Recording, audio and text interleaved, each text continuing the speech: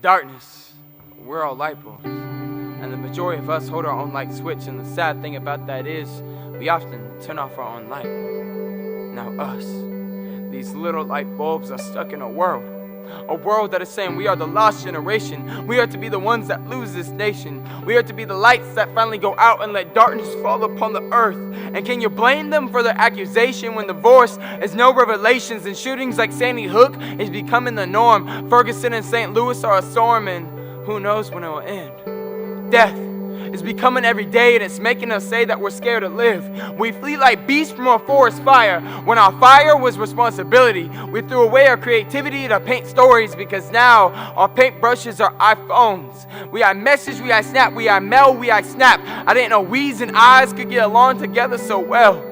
Have we lost sight of what being the brave and the bold meant? Are we broken or just a little bent out of the old ways that made us great? Times where we were the predators and not the bait. Is it possible for us to think back to a time when our imagination was strong? A time where we never really questioned where we belong? Or our conversations that started the foundation for the building of friendship, which crashed faster than the Twin Towers when high school hit it? Does anyone remember swinging on swings, teeter-tottering back and forth? How quickly we forget the worth of pushing down hard through the lows to get to the highs. We flew in the skies because the grounds just weren't pleasing enough. And just like every flight, it gets a little rough, but then it stops us from the enjoyment that can occur. Today, however, we've crash-landed on an Iceland island, and we claimed it as our own. We dug ourselves into a hole that is mountains deep, and if you reap what you sow, then we sown enough darkness for our great-grandkids that they'll not reap any light. But unlike us, they'll fight, because while we succumbed into the darkness, they would have been born into it, molded by it. But wake up. For the story of the cup being half empty is frightening. The tale of it being half full is beauty, for it's always thirsty to be complete. There's hope for us, hope for Generation X. Just like a puzzle piece that just has its borders completed, we're waiting for something to fill us up on the inside. But first, there's some fixing that needs to be done, for our filaments have not been connected correctly.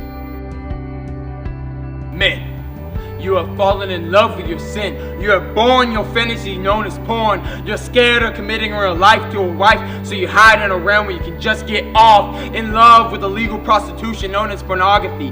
The videos and films that give you pleasure, that make you happy. But the people in those videos and films, they're just not faces, but actual human beings. And what if that human being, that woman, that girl, was your mother or your daughter? Would you still find the pleasure? Women, why are you constantly staring into the mirror that shows the reflection of how this world sees you instead of how God created you? Obsessed with modifying the artwork of the Creator. Why do you spit in the face of our Father? Why do you think He didn't do good enough on you?